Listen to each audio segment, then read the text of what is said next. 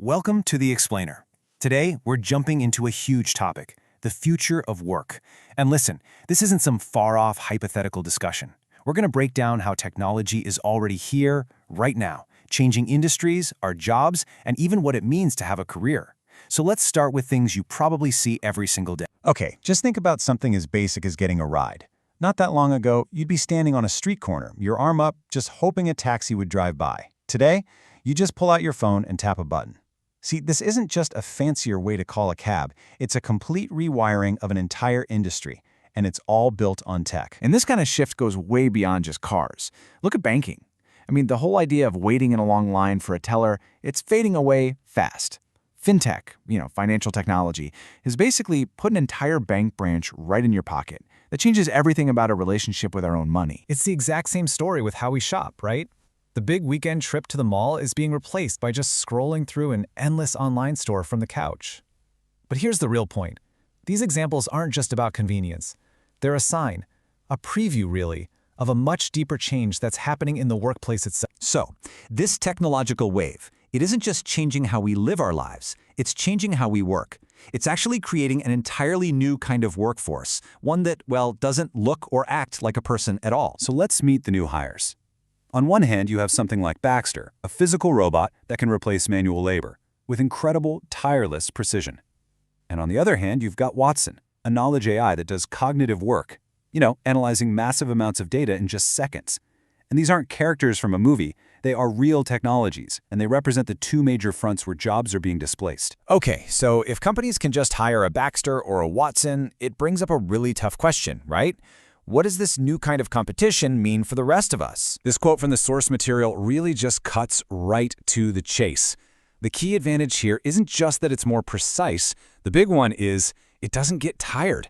It represents this relentless 24/7 efficiency that, let's be honest, people just can't match. And the source material is brutally direct about what happens next. It predicts that as this technology gets more and more common, whole categories of human jobs, especially those routine, entry-level ones, they won't just be reduced. They could actually disappear entirely. The economic logic here is pretty hard to argue with. Machines offer way better precision and basically perfect endurance. And yeah, the upfront investment might be steep, but the long-term cost savings compared to a human salary are just massive. These aren't opinions. These are the cold, hard numbers that are driving this huge workforce shift. Now, this kind of disruption forces companies to react, which means the whole Department of Human Resources is getting a major reboot. The old HR playbook, it's officially obsolete. And here is probably the single biggest change for HR. Decisions are moving away from intuition and towards analytics. It's not about a manager's gut feeling anymore. It's about using actual data to track performance, to predict who might leave, and to plan for the future workforce using hard numbers. This data-driven world also changes our whole philosophy of work. We kind of have to forget that old ideal of work-life balance. A new and maybe more realistic concept is taking its place: work-life integration. So the old idea, work-life balance, that was all about building a wall, right? Keeping your job separate from your personal time. Well, work-life integration accepts the new reality that technology has pretty much blended those two worlds together. So the goal isn't separation anymore. It's about creating a healthy, smooth flow between them. And this new playbook, it's not just for your full-time employees. HR departments now have to manage a growing army of freelancers. For specialized, short-term stuff, it's often just way faster and cheaper to hire an expert on demand. Figuring out how to integrate this flexible talent is a huge new challenge for companies. So, with all these changes happening, you've got robots in the factory, AI in the office, a whole new philosophy of work, we finally get to what might be the most important question of all. This is it. This is the absolute heart of the matter.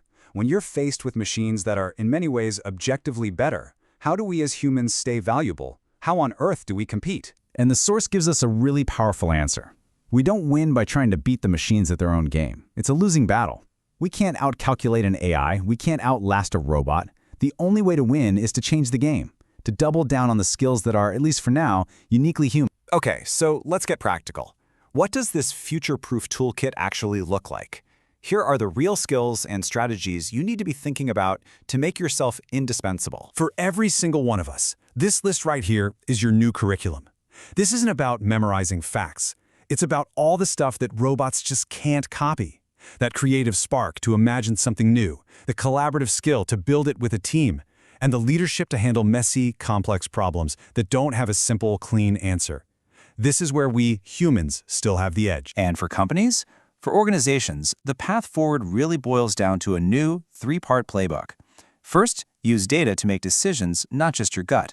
Second, you have to embrace technology to make HR itself more efficient. And third, you need a flexible strategy that can blend your full-time staff with on-demand freelancers. That's the blueprint for a modern, resilient company. So, let's end on this thought. The future of work. It isn't some distant forecast anymore. It's today's weather report. These disruptions are happening right now. The only real strategy, for both people and for companies, is adaptation. Which really just leaves one last question for you to think about. Are you ready?